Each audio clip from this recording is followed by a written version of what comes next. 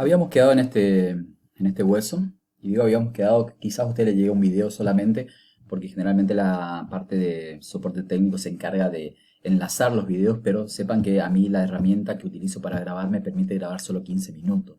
Entonces por eso es que digo continuando con el video anterior por ahí en algunas ocasiones o continuando con el estudio de tal, es porque cumplí los 15 minutos del video previo y tengo que enganchar de nuevo con el mismo tema. Más allá de que a usted quizá le llegue un video completo con todos los videos enganchados, por así decirlo, ¿no? Entonces estábamos hablando de estas estructuras, decíamos el efenoide, aquí esto ya lo vimos, aquí hago una salvedad nada más, tenemos que, yo le había dicho en este punto el agujero oval para lo que sería la arteria meningia menor, perdón, para la arteria, para el nervio mandibular, y no le nombré la arteria, que es la arteria meningia menor, y aquí en el agujero espinoso, que en el video anterior aparecía como agujero redondo, ¿sí? Era un error que cometí en el tipeo, que es para la arteria meningia media, en este caso, que yo la nombré en otro punto, ¿sí? Bueno, continuamos con esto, vemos los demás parámetros que ya vimos anteriormente, el dorso de la silla. Fíjense cómo el dorso de la silla termina en estas regiones correspondientes a las apófisis clinoides posteriores, que junto con las apófisis clinoides anteriores me delimitan la silla turca, donde se aloja la glándula hipófisis o glándula pituitaria, y ahí tenemos las diferentes estructuras de lo que sería el efenoide. Si nosotros miramos en este punto, vemos una pequeña escotadura que al articularse con lo que sería el peñasco de lo que sería el temporal, que presenta una escotadura en esta dirección, y al articularse formaría un conducto que es el conducto carotidio. A esto se lo denomina canal carotidio y es por donde estaría ingresando a nivel del endocráneo la arteria carótida interna. Tenemos que tener en cuenta para diferenciarlo lo que es un orificio o un foramen verdadero de lo que sería la base del cráneo. El foramen verdadero pertenece a un hueso y se encuentra en ese hueso, como por ejemplo el agujero redondo, como por ejemplo el agujero redondo aquí, el agujero oval en este punto. Vamos a recordar que al agujero redondo también lo conocemos con el nombre de agujero redondo mayor y al espinoso como redondo menor en la antigua nomenclatura. Y aquí se formaría por la articulación con el peñasco del temporal un orificio falso que es el conducto carotidio en este punto. Ahí tenemos el conducto óptico para dar paso al nervio óptico y la arteria oftálmica. Vamos a hablar un poco acerca del temporal. Esto que vemos aquí es el temporal, es un hueso par. Estamos viendo al temporal lateralmente, es decir, por fuera. Externamente sería la denominación correcta. Y tiene diferentes porciones. Tiene una porción escamosa, tiene una porción timpánica y tiene una porción petrosa, que hace referencia principalmente a lo que sería la forma de piedra que presenta, ahí viene el nombre de petroso. Entonces cuando hablamos de porción escamosa estamos hablando justamente de la escama o concha del temporal. Cuando hablamos de la porción petrosa, la apófisis mastoides junto con lo que sería el peñasco del temporal, siempre me quiero olvidar de la palabra peñasco, y vamos a tener la porción timpánica de lo que sería este hueso. Tenemos la apófisis mastoides, perdón, esta no es apófisis mastoides, esta es apófisis cigomática, esta es la apófisis mastoide. La apófisis cigomática, el hueso temporal se articula por delante con lo que sería el hueso cigomático, presenta inserciones y presenta inserción de lo que sería en este punto un músculo que se denomina macetero, que es un músculo de masticación. En esta fosa que presenta el temporal en su escama se va a insertar el músculo temporal, ¿sí? También a nivel, una pequeña porción a nivel de lo que serían los huesos parietales, y que también va a ir hasta la mandíbula y es un músculo masticador.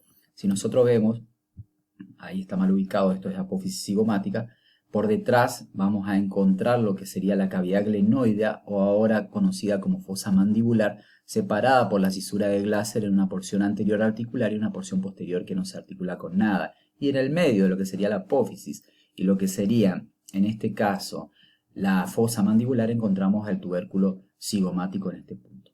Más por detrás voy a encontrar lo que sería el conducto auditivo externo. Este conducto auditivo externo forma parte de lo que sería el oído externo. Tenemos un oído medio y un oído interno. Y ahí tenemos que nombrar también a lo que sería el pabellón auricular, es decir, el pabellón de la oreja. Vamos a tener el conducto auditivo externo, la apófisis estiloides. Estiloides hace referencia a lo puntiaguda, y a lo alargada de la apófisis. Recuerden el zapato estileto que utilizan muchas personas, es puntiagudo y alargado, y de ahí viene el nombre de estilete, estiloide, estructuras alargadas y puntiagudas, donde se van a insertar diferentes tipos de músculos. ¿Qué músculos se van a insertar? Se van a insertar los músculos estilo gloso, el músculo estilo faringio, se van a insertar los ligamentos estilo mandibular, el ligamento estilo hioideo, y en conjunto van a formar una estructura que se denomina ramillete de Riolano, a la que algunos le agregan el vientre posterior de lo que sería el músculo digástrico. Algunos autores le agregan, otros no, ¿sí? Vamos a tener en cuenta eso. Ahí está la apófisis estiloide que decíamos, que describíamos previamente. Ahí tenemos la apófisis mastoides. Aquí tenemos el cartelito, mal ubicado. En la apófisis mastoides principalmente se inserta el músculo esternocleidomastoideo. De ahí viene el nombre dice las inserciones, esternón, clavícula y apófisis mastoide. Para el esternocleidomastoideo, medialmente a él encontramos una ranura que después la vamos a escribir bien cuando veamos en conjunto la base del cráneo en la porción exocraneal, que es la ranura del digástrico, donde va a ir y se va a insertar el vientre posterior de lo que sería el digástrico, ¿sí? Entonces, vamos ahora a lo que sería la porción medial de la escama, y fíjense cómo tengo todo el reborde articular, por arriba por los parietales, por detrás por el occipital, por delante por lo que sería el ala mayor del efenoides. Aquí tenemos la porción correspondiente al peñasco del temporal con su borde superior señalado con una línea negra, en el cual se va a insertar lo que sería la tienda del cerebelo. Aquí veo lo que sería las ramificaciones, que después vamos a ver en conjunto en la calota craneana, de lo que sería la arteria meningia media. Estas son las impresiones vasculares de la rama de esta arteria. Entonces tenemos que tener en cuenta, por una parte, esta saliencia ósea, es decir, saliente que sobresale, valga la redundancia, a las demás porciones, que corresponde al tegmen tympani. Cuando nosotros hablamos de tegmen tympani estamos hablando de lo que sería el revestimiento óseo que cubre el techo o la pared superior de lo que sería la caja del tímpano correspondiente al oído medio, que está relacionado con uno de los canales semicirculares, en este caso el canal semicircular superior. Vemos el conducto mastoideo, por donde van a pasar venas emisarias, el acueducto del vestíbulo. Vamos a ver la apófisis estiloide, ya nombramos qué estructuras pasan por ahí. Vamos a ver el conducto auditivo interno relacionado con el nervio vestíbulo coclear o auditivo y el nervio facial. Vamos a ver lo que sería la impresión trigeminal o la fosa del ganglio de Gasser, donde se asienta el ganglio de Gasser, a partir del cual salen las ramas del nervio trigémino. Aquí tenemos una visión inferior de esta estructura, una vista inferior, y vamos a ver de nuevo, por una parte la apófisis cigomática, ¿sí?, el tubérculo cigomático, y por otra parte vamos a ver la fosa mandibular. Vamos a ver la cisura de Glasser, que me separa la porción articular de la no articular. Más hacia atrás vamos a ver lo que sería el conducto carotídeo. Aquí se introduce la arteria carótida interna y recorre la parte interna, lo que sería el peñasco del temporal, para salir por el conducto carotídeo en la región del endocráneo, ¿sí? Por detrás vamos a encontrar lo que sería el agujero estilomastoideo, se encuentra entre apófisis estiloides y apófisis mastoides, para lo que sería el nervio facial, la salida del nervio facial. La apófisis mastoide, que ya la describimos hace un momento, para inserción principalmente de lo que sería el músculo esternocleidomastoide. Le digo principalmente porque hay otros músculos, pero que yo pretendo que ustedes vayan y lo profundicen y lo lean, así lo podemos debatir. Vemos lo que sería el conducto auditivo externo de nuevo, la cisura de Glasser o petrotimpánica, y vamos a ver la ranura para lo que sería el digástrico, o sea, la ranura del digástrico, donde se va a insertar el tendón del vientre posterior de lo que sería el músculo digástrico. Si nosotros vemos aquí un esquema del oído interno, vamos a ver, por una parte, lo que sería el oído externo, hasta lo que sería la membrana timpánica, que estaría a este nivel, en este punto. Vamos a tener lo que sería el oído medio, ¿sí?, constituido por lo que sería, en este caso, los diferentes huesecillos del oído medio y vamos a tener el conducto. Aquí tenemos la trompa de Eustaquio que comunicaría con la faringe y por detrás con lo que serían las celdillas mastoides. Vamos a tener lo que sería por una parte el martillo, el yunque y el estribo. Y aquí a nivel del oído interno, que creo que recién le dije que estos canales semicirculares de parte del oído medio en realidad es parte del oído interno. Los canales semicirculares, este es el canal semicircular superior que me forma este techo que corresponde al tegmen tímpani. Y aquí tenemos lo que sería la cóclea o caracol del oído interno. En este caso, cóclea relacionada con audición y canales semicirculares relacionados con lo que sería el equilibrio. Bien, no les cuento todas las paredes, pero sépanse que aquí tenemos la caja del tímpano que va a tener pared anterior, pared superior, pared posterior, pared lateral y pared medial.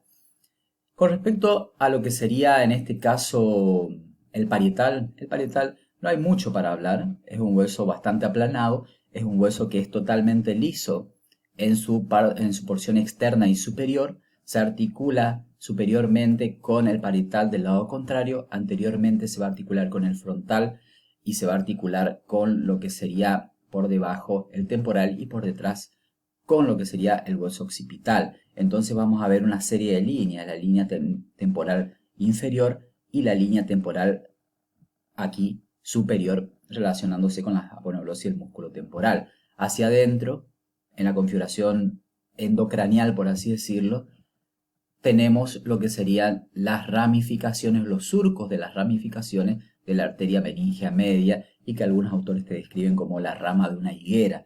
Es simplemente el apoyo de estos vasos que genera esos surcos en lo que sería el hueso. Si vamos a hablar un poco acerca del occipital, tenemos que decir que en su configuración externa presenta, fíjense, una línea. Esta línea se denomina línea nucal superior. Vamos a tener una línea nucal inferior. Vamos a tener en el medio de esta estructura la protuberancia occipital externa, que es un punto anatómico, un reparo anatómico de superficie, el cual nosotros lo podemos palpar si no tocamos la parte posterior y baja de lo que sería la cabeza.